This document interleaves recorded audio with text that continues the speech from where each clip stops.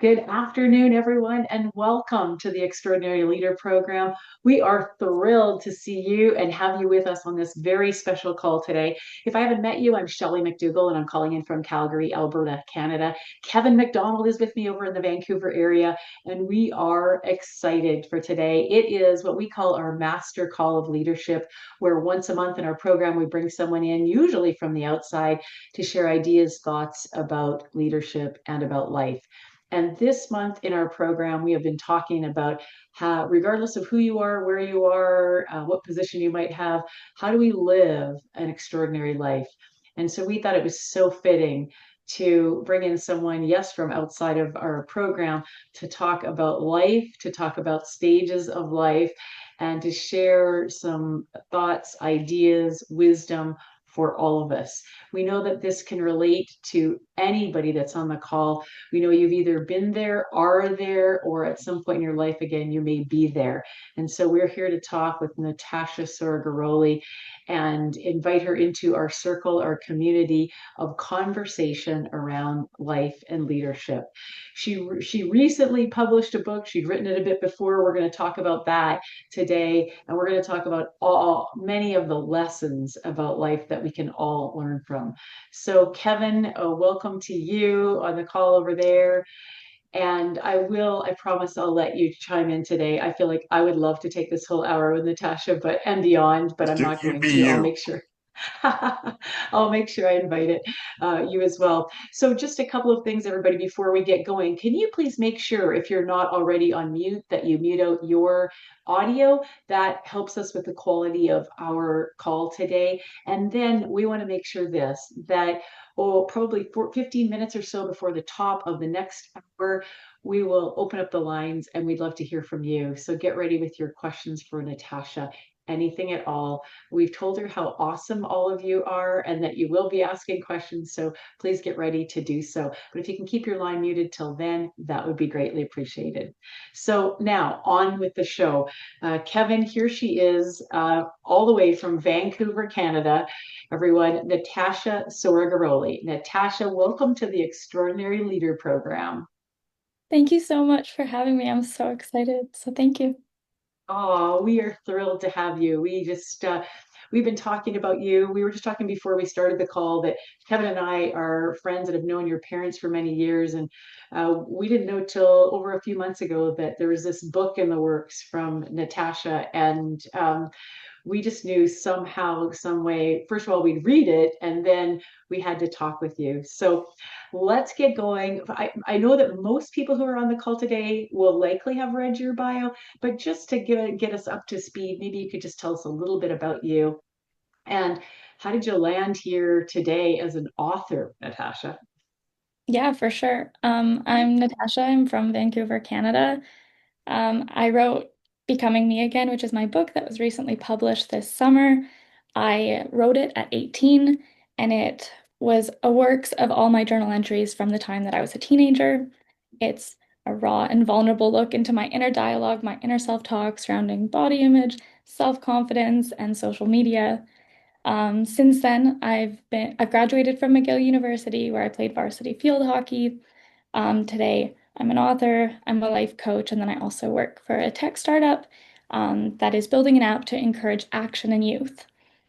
So the reason that I wrote this book, I'll give you a bit of background, is when I was a teenager, I started to realize that I felt so alone in my thoughts, and I was aware of the world around me. And as I became more aware of the world around me, the worse my own self-talk got, and I just got so overwhelmed. And so I wanted to share my experience with other people so they feel less alone. Wow. So, okay, let's go, everybody. And by the way, I just want to share the cover of the book. We're going to be talking a lot about it. Becoming Me Again. There it is. And we're going to give you the links later to get the book and see for yourself and see if anything relates to you. I told Natasha that she's about 40 years late in writing this book because it was the very book that I would have needed and appreciated back in my early days. But Natasha, you talked already, you mentioned this inner dialogue, but at what age did you realize that there was this inner you and then an outer you? And what inspired you to start writing things down? How old were you when you started to journal? That's a good question. And I don't know the age that I started to have my inner self-talk begin to overwhelm me. I think I've always had it, but I didn't care what other people thought. When I was young, I was just so bubbly and energetic. And then the more you are that way, sometimes the world tells you to be quiet. And it's like, come on now, calm down, focus in school. And so you kind of learn to shut it off and you learn to suppress it. And so by the time I was a teenager, I was isolated, alone, barely functioning. It was hard to talk to people, hard to make friends. And so I started to realize that I couldn't live like this. I couldn't let my inner voice control the way I was acting in the world and control who I became. And so that's when I really started to reflect, go deep, be like, why am I feeling this way? Do I care what other people think? Is it true? Are the things that I'm thinking even true? And really start there. Mm, I don't know about everybody on this call, Kevin, but I don't know in our teens if you were thinking the same thing. What do I do? How do I process this? And start writing things down. When you started to write things down, did you think you were going to write a book about it? Absolutely not. I thought they wouldn't see the light of day. No. Right. So, well, tell us, and I want to go into the depth of some of the depth of the book here, Natasha. But if you knew they weren't going to see the light of day, and then what inspired you, and when was it that you actually wrote this book? So it was my grade 12 year, and I'd started to really be okay with myself. Like I was starting to come out of it. And I started talking to my friends about the different things I was feeling, and I realized I wasn't alone. And then I started blogging, and that's kind of where it started. And then COVID hit, and the whole world shut down. And I was in grade 12 at that time, and the world was on pause. And I was like, okay, I can use this time and really do my own thing, create, and be myself and just be free and do whatever, or I can watch TV. And I was like, I'm gonna create. I'm gonna do what I wanted to do. I've always wanted to write a book. I've always liked writing. So I sat down in May 2020 and I wrote the entire book at 18 based on my journal entries that I'd written throughout high school, starting at 15, 16. And that's really when it started. And then I wrote it. And I was like, there's no way I'm publishing this. This is not, no one's gonna see this. And then I kept revisiting it. And the fact that I kept revisiting it is really what made me realize, okay, why did I write it? And I wrote it because I felt so alone. And I would say I wrote it for my younger self because it's what I needed at that time. I was reading books at that age, trying to help myself out of it, and they were written by 40, 50-year-old women. And they were sometimes talking about divorce and menopause, and I couldn't relate to that. That's not where I was. And so I needed to hear a younger voice and talk to like a peer and think through it with a peer. And so I went back to my mission. I went back to why I did it. And that's when I decided to publish it. And that's when I found a publisher and went there. And so it was a few years after you wrote it in COVID, and then it was just this year it was published, right? Yeah, it's been 5 years. Oh, so was there any, when you were writing it, was there any time where you sort of wondered like, oh my gosh, I can't believe I'm putting this out there? Yeah, for sure. That's why when I finished writing it, I was like, I'm not publishing this. It was going to go to my future daughter. And then if I'm writing it to help people, I just got to take a risk. Like, because I was scared, I shouldn't let my own fear get in the way of me helping other people. That kind of sounds selfish. So I was like, you know what? Share it with the world because that's what you wanted to help others. So. Wow. That's so incredible. Wow. So, Natasha, if everybody on this call today and people that they talked to got a copy of this book and they opened it up, what would be sort of the first hope you would have for them as they open it up and start reading? What would you want for them or wish for them? I mean, it's as simple as feeling less alone. I think oftentimes we can feel so alone in our thoughts and the way we think, even if we know everyone feels not good enough at times, or most people feel not good enough at times, and it can be so easy to know that, but it's really believing it. And I think having someone else share their experience helps other people feel less alone. And so that's Mm. basis. Ooh, absolutely. And we would say, and Kevin, I think you said this before we started the call, that it's any age, any gender, it's at different times in our lives. And so it's so applicable. So again, thank you. You just said this, and it reminded me of something that you said in the book. I don't know what page it was on or anything, but um, you said, I wrote this down. You said, I knew the truth about many things, but the truth was I didn't want to believe the truth. What could you tell us about that? Why would you say that? So you knew the truth about what, but your truth was you didn't want to believe it. I mean, the easiest example is social media. You're scrolling, you see something online, and especially being a girl, I think body image is a really big thing. And so if you see a woman online or in a magazine, and it's clear that it's photoshopped, it's clear there might have been some surgery, it's clear that it's an altered version of yourself, there's makeup, there's so many things that have gone into editing and changing what they really look like, and yet you see it, and that becomes your reality, and you register it as real and you know it's not. Like, you know it's not real. You're like, that's not real. Mhm. But you don't feel that way and you don't believe it. And so you don't internalize it as real because you've seen it and you've registered it as real, even if you know it's not. Mhm. Right? Um, so okay, Kevin, I guess I don't believe the pictures I see of the 70 and 80-year-olds. Is that right, Natasha? No. I mean, maybe. Who knows? Who Technology is look really 30? advanced Who these look days. 30? I got it. I got it, right? But isn't that interesting, right? Like there's our inner game. Kevin and I often talk about that, our inner game. Tell us, Natasha, more a little bit about sort of what you've learned or how you've learned about the power of our inner thoughts and what Hmm. they do to us. I think they seem almost inconsequential when you look at it as one thought, but they can be so powerful in transforming the way you feel. And I think I used to believe that my thoughts were kind of, they didn't impact how I felt and how I acted in the world. And so one thought of I'm not good enough, it's fine. But I think I've realized that they compound over time.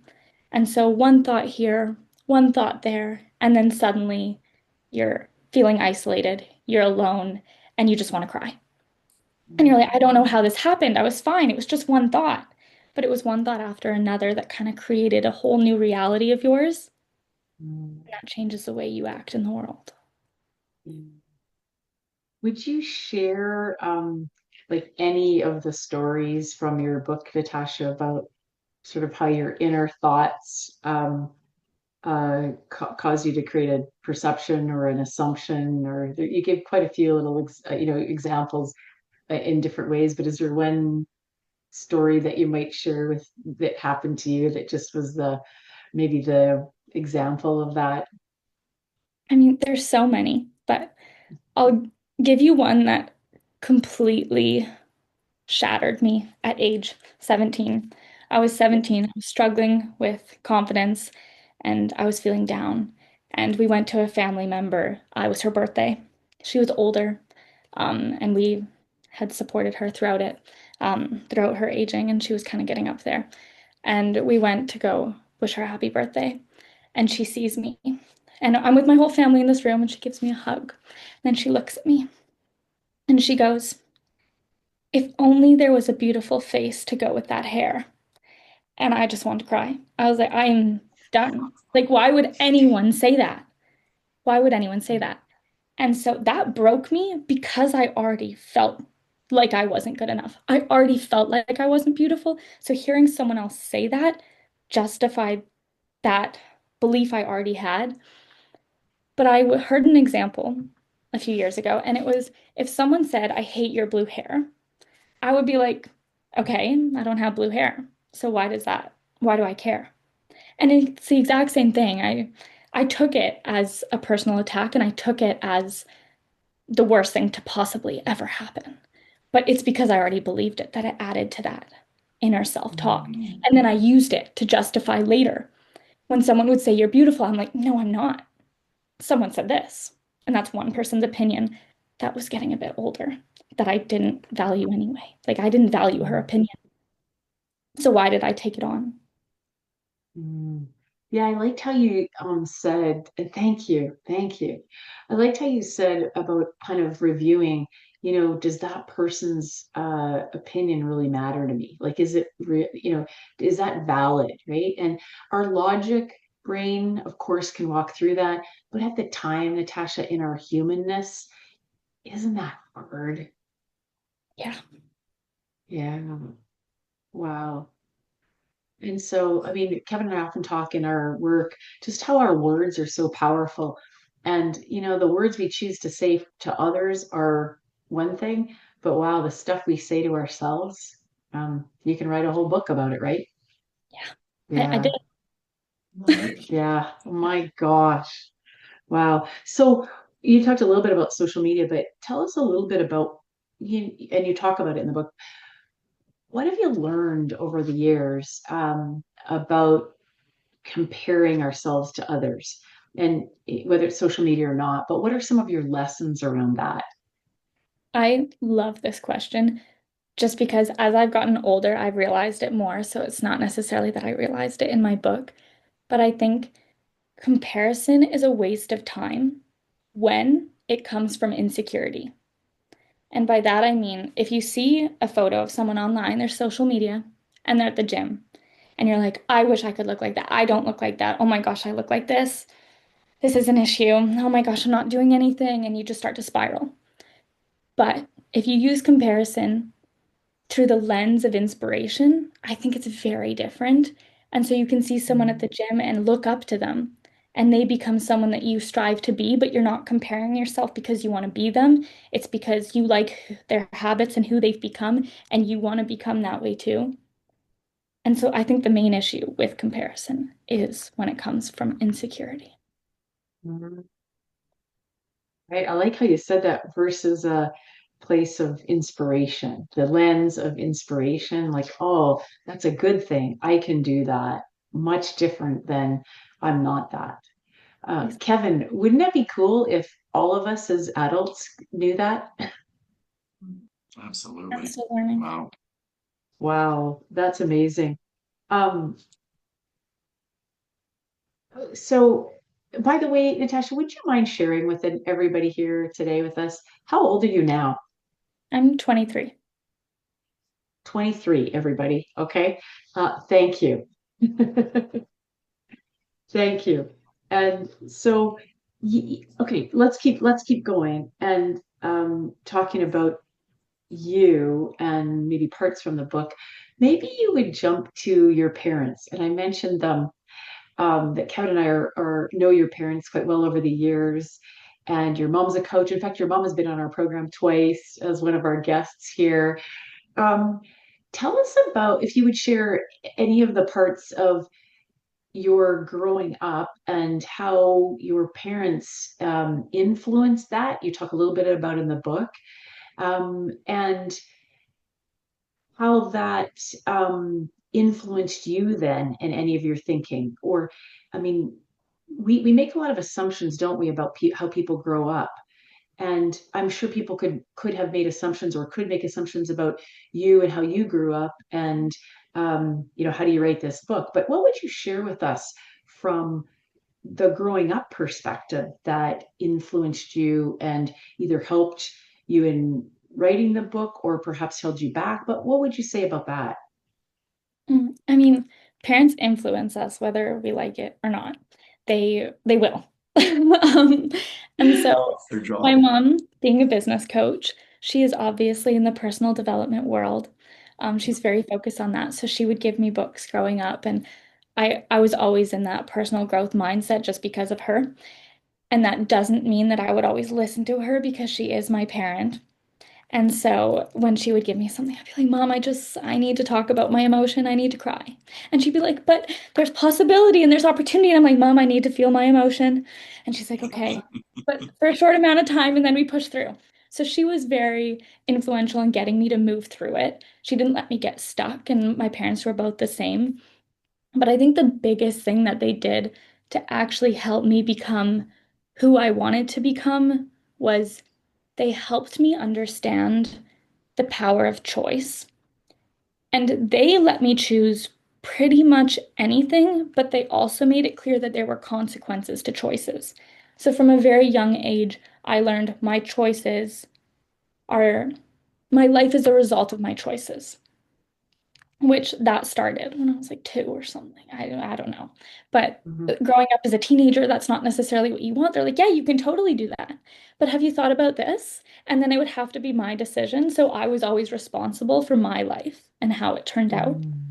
which I'm so grateful for them to have done that because as little choices don't seem like a lot in the moment, but when you realize you're making choices that aren't aligned with who you want to become later, that's when you kind of have to reassess the choices you're making. And they help me see that. Mm. And so at the times when you were going through this, go back to 15, 16-ish, and you're writing all this stuff down, um, were you able to share it with your parents then, or was this isolation for you and you're just alone? How was it? A lot of it was alone, I'd say. I told them some things, and we talked a lot. My parents loved to talk. Dinner table was always talking. No phones, as you probably know. They love to talk, and they love to have conversation. And so in a car, we weren't allowed phones. It was always talking, talking, talking. And so inevitably, you bring up what's going on at school. You bring up friendships. You bring up issues you're experiencing because there's nothing else to talk about sometimes. Um, and so I think they really created that space for conversation, which I didn't really have outside of that. Like I didn't go Mhm. to therapy, and so they kind of created a safe space. Which is pretty cool. I can't, I think of just you saying that, Natasha, I think of, isn't that cool that your parents created that space, whether or not you're able to, dive into that. Mhm. But I think of all of the young folks, teenagers who don't have that, who grow up without that. And you probably had friends who grew up without that. And, how does that impact the inner thoughts then and this whole time period of life, right? Mhm. It's also when you think it comes with judgment. Mm, I think they kind of let me have thoughts, but again, they made me think about them. They made me be rational. And mm, so if I had a thought or I wanted to do something, they'd be like, so tell me more. They wouldn't just be like, no, you can't do that. They'd be mm. like, tell me more, you know? So again, Oh, back to the assumptions. You don't assume, you just ask. yeah. So isn't it interesting and also ironic, Natasha, you have all this support around you and this place too, and yet you still felt alone. Yeah. Wow. I think you can have as much support. There can be support around you, but you kind of have to be the one leading yourself. And I I didn't know if I wanted to be honest. 15, 16, Mm. I was getting down on myself and I don't think I wanted a better place. I was just I was addicted to feeling down in a way and Oh.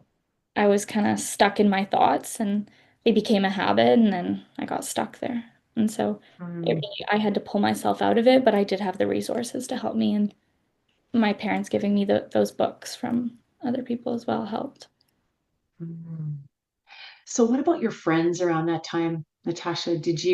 Were you aware at the time that many of them uh, felt like you, or was it something that was talked about? Like the things you talk about body image and about the influence of social media and not feeling good about yourself, not feeling enough. Did your friends talk about that stuff? I would say we didn't really talk about it to a large extent. I mean, there's comments in passing, right? And so you kind of know, but you don't really know and you don't really talk about it. So if you go swimming, your friend might be like, "No, I'm wrapping myself in the towel. I don't want to go in." And they will choose not to go swimming. And I did have a friend that had that experience. We were at a birthday party and she just wouldn't come swimming because she was so horrified at the thought of being seen in a bathing suit. Yeah. Um, and so I think you know other people are experiencing it, but at the end of the day, it's your experience. So ultimately, you think yours is worse. in a way. Hmm. You're like, but Hmm. mine's worse because it is. It is worse. It's worse to you for sure. Like, yeah. Um, but Hmm. I think having those moments where I could see in a second their thought process, knowing that I wasn't alone, helped me write my book because I knew I wasn't alone. It was really coming down to that, believing it. Yeah, right. So isn't that interesting that we can know that we're not alone and yet um, we feel as though we are? Natasha, what blows my mind is that there's several decades between you and I. I would be about the age of your mom. And with all those decades in between, Kevin, it blows my mind that that was exactly what it was like from my experience. And, in my growing up, you didn't talk about it. You just played the game. And I called it like later years, I called it the outer game, right? There was this outer game where you had to, and we didn't have social media, but we had magazines and all of that. And you had to play the game of the outside, right? And you had to fit in. And yet you're right, you had to look okay in a bathing suit and all that stuff. And if you didn't, man, did you feel just like the outcast? And then yet there was this inner world that you talk about, and and again, I'm blown away at how similar it is. And my hope would be, Kevin, that many decades later, while we've evolved to a place where someone like Natasha doesn't have to experience that, and yet you did, and yet you have. I And I think it's almost hard not to experience it though. Like hmm, it's what makes us human. And I think that's wow. okay. I think it's just acknowledging that their thoughts and you can never stop comparing yourself to other people because that's part of being human. I think we're kind of engineered that way. Um, Hmm, and so I didn't write it so people wouldn't feel those thoughts. I'm just saying you're not alone. I'm just saying yeah. it's normal, it's human, and this is how you move through it, and this is how you live, like live beyond it. Yeah, I love how you just said that. Like, this is part of the human experience, right? This is part of age and of growing and of learning. And I also like how you said it's a choice too. Um, and then you said moving through, and I think that, Kevin, might be the key. Natasha, when you say moving through, because some of us, like you're moving through this, or you have, or you continue to move through this. And many people, as Kevin said earlier, might find themselves decades later never having moved through it. And so, how awesome for you that you get to experience this and move through this at this stage of your life. That is so cool. That's so cool. I think Yeah. the best part about writing that book is I've had people from my high school reach out and say thank you and say I relate. And I don't think they realize that helps me too. I think oftentimes people assume that because I wrote that book, I have it, like I understand it. I might understand it a little bit, but the reality is I still experience some of those thoughts. I'm not saying I'm I'm through it. I'm saying I'm on this journey with you. And I still have some of those thoughts. So it's not like I'm not pretending to have it figured out. I'm just really trying to normalize it. Mm.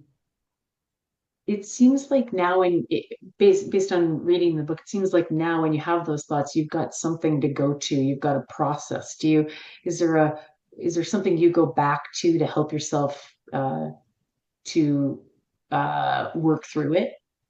Mm. I would say there's two things that I kind of do. And the first is really just questioning. I'm like, do I believe it? Like, it's just as simple as that. I Mm. just check myself. I'm like, really? Is that what you want to be thinking right now? And then the second is my book is called Becoming Me Again because it represents that journey of being a kid, being young before you're aware of the world and before you kind of your personality adapts to your environment. And sometimes it's looking at a baby picture and having empathy for who I was and remembering I'm that energetic, happy kid inside, and they're still with me on that journey. Like, the little kid is still here, Mm. and it probably will be in another 50 years. And it's acknowledging that Mm. kid to help me get through because I want to make them proud. I want to continue to be that happy kid. Wow. That is so cool and so mature. And you've probably been told this before, but you are an old soul. You know that, hey? I have been told before, but I have no idea. You are. Wow. Thank you. Thank you. Kevin, uh, I'm gonna let you jump in here, and I got lots and lots more questions, but I wanted to hear, you read this book, Kevin, as a father of a daughter, as a husband, as a grandfather, as a coach, and maybe you can ask Natasha or make some comments from those perspectives. Yeah, thank you, Shelley. And Natasha, I've been recommending your book to other people. And when I think about it, it's not just what I learned from it, but it's what I felt from it. And to be honest, to look at you and to see somebody who didn't see her beauty and didn't see her, saw the flaws and to think that young teenage girls are going through that hurt me and upset me, and I felt empathy for it. But I felt like it was almost like there's an industry of people who prey on you feeling like that so they can make a lot of money because they want to make you feel like you're less than and you need something to be what you could be. And it made me a little angry, or not at you certainly, but at the system. So maybe this book can do something to help people have awareness to not take it so seriously. And so thank you for that. I there's a couple things for me, and when Shelley asked you the question, I was going to go, okay, that comment about the face not being good enough for the hair, that stuck out at me, and and you said it, so thank you for that. I was thinking, oh, I wonder if the lady had Alzheimer's or something, because that's not a normal thing that anybody would do. I was sort of thinking about Mean Girls, that as a movie, and that sometimes, like, when girls aren't feeling good about themselves, they beat each other up. And one of the things I love about your book is that maybe there's a bit of that, but more worse, more insidious than that was that you beating yourself up. Can you talk about that? Yeah, for sure. I think it's way easier to bully yourself than to receive it from other people because it's your own voice, and so you know where the pain points are. And so you know Mm. where to go. If you want to hurt You yourself, can be you can. meaner to yourself. Yeah, Oh, wow. yeah, Oh my goodness. that's what I'd say. So, do you believe you said those things to yourself? Of course I you did. do. Yeah, But wow, now you look at it and go, oh my goodness, I was doing more damage than anybody else. yeah, And by the way, everybody listening on this call today has done the same thing. So we've all done it. But you said it. You gave life to it and spoke it. There was a thing in there about when you're about dating for a young teenage girl, that dating is a thing that the other girls seem to be doing, or other people are doing it. So maybe I should do it. And and you know, you don't know what you're doing. You're inexperienced, but I love that you're with a boy, which gives you some cred, I guess. But it's not the right guy, and it's you don't even have same common interests or anything like that.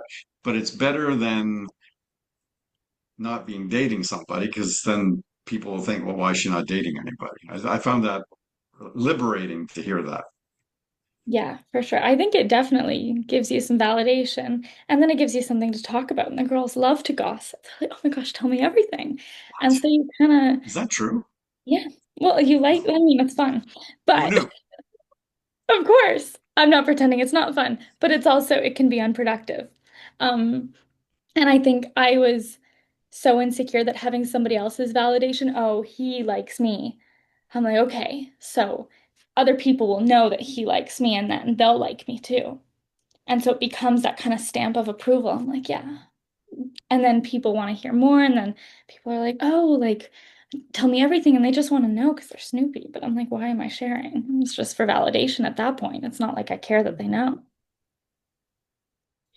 What sort of I love the dichotomy of the fact that he broke up with you and you were quite happy about it, but on some level you must be sad because that's what girls do when they get broken up with. So you must be sad, but you weren't. But wait a second, Well, maybe I am. yeah. That's exactly it. I went home and cried, and then I cried for 3 hours straight.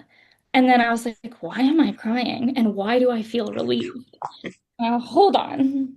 Why am I happier now? Interesting. It's like a breath of relief, but it was so much emotion that I'd kind of suppressed over the course of the relationship that I was just, yeah. Yeah. I think for me, and here we have a whole bunch of leaders on this call.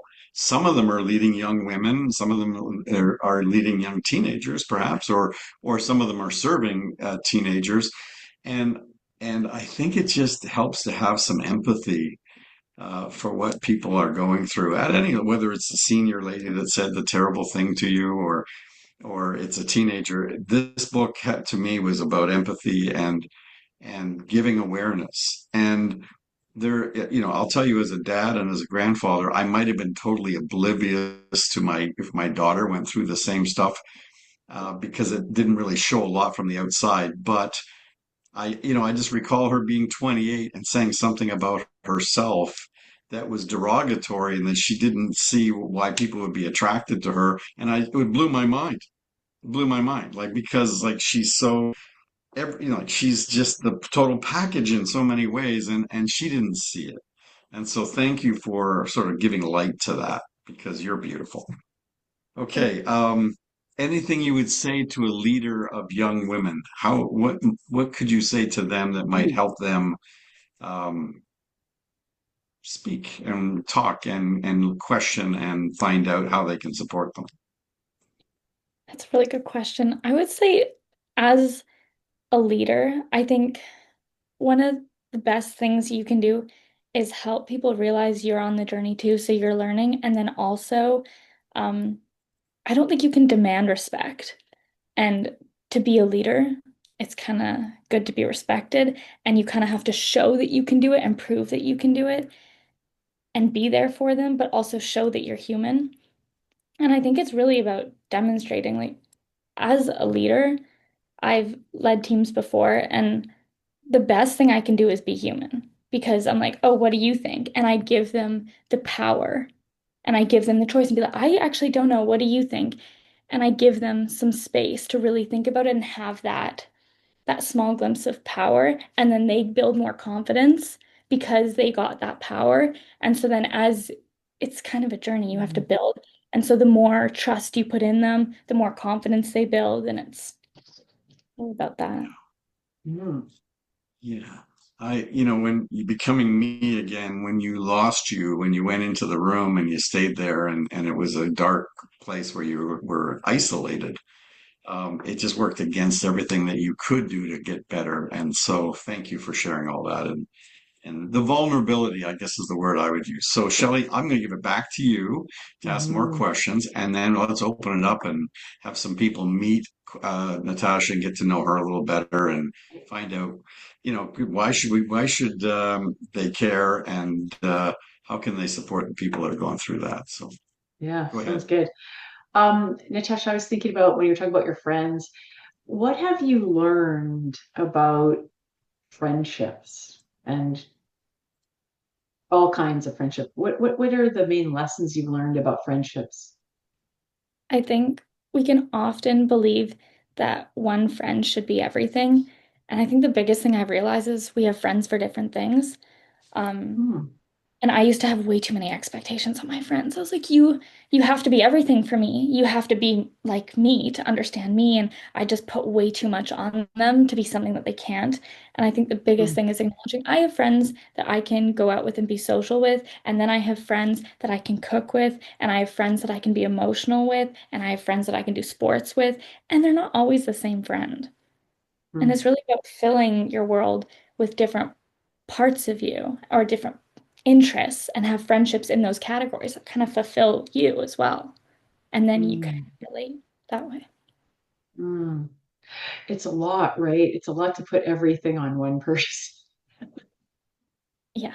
And it's not fair. That's heavy. Yeah. If Yeah, you it have really is. expectations going into a friendship, you kind of are already ruining it because you're assuming that they're going to be something that they might not live up to. You should go in with an open mind. And that was Yeah. something I Yeah. was. Absolutely. Absolutely. Um, okay, so if the 16-year-old you, Natasha, were to read that book today, what would you hope she got from it? I would hope that she felt seen, heard, and understood, and also normal. I thought I was going crazy at that age, and Mm, the truth is, I was just normal. Um, right. and I wrote it for my past self, and so I think that's why it was so vulnerable, and I was able to share so much because I was writing it to me and who what I needed to hear. And so, Yeah. yeah. Yeah. Seen, heard, normal. I love it. And thank you about those you said you question things now before when the assumptions or the self-talk goes in the wrong direction, that you question things. Do I really believe that? It's like it's like becoming conscious, isn't it? It's like you start to question the beliefs versus just letting them happen as that's the reality or they're the truth. Yeah. Yeah. I mean, question yourself, question other people around you, question your bosses, question everything. Mm, In my opinion, I think that's perfect because that means you're critical thinking. It means you're trying to rationalize every situation, and it makes you more confident because you feel more aware and alert. mhm. Yeah. Yeah. And I have another question. Do you watch TV now? So my family doesn't have any streaming services, and we don't have the TV on ever. So no, but I was addicted at one point. Um, so I I've love come that. So I will be completely honest. I would watch it for like I would come home, just turn it on, not throughout high school necessarily, but university. It was COVID. Went in university. I had a hard time because I was alone. I went to McGill and we'd shut down fully, and so there was nothing much to do. And then I started listening to podcasts, and that kind of helped me out of the whole TV because I Yeah. didn't know what to do. So again, Yeah. I'm on a journey with you. Mm. I just love the part when you talked about the fact that when people would talk about TV shows and you didn't watch TV, and so you would feel less than because you didn't know what they're talking about, right? My And family didn't isn't that allow it. right? But isn't that interesting, everybody? Again, how we make assumptions based on whether or not we're in the know. So, Kevin, I'm no longer going to feel bad when you ask me about a TV show or a documentary that I haven't watched yet. I'm never So, asking you to feel bad.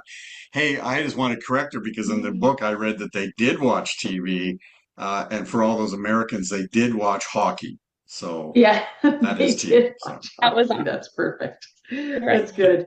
But that I'm Oh, wasn't me Canadian. watching. That was my brother and my dad. And then if the teams were winning, I was watching. So yeah, That's funny. absolutely. Nice. Oh, I can't help but be in that place just of you as the 15, 16-year-old and having the somehow pulling out and exercising your courage, Natasha, to start to write down the things that were in your head. And so I just want to say congratulations because that just might have changed some lives. You wouldn't have known it back at 16, but you may have changed some lives by doing that. So thank you.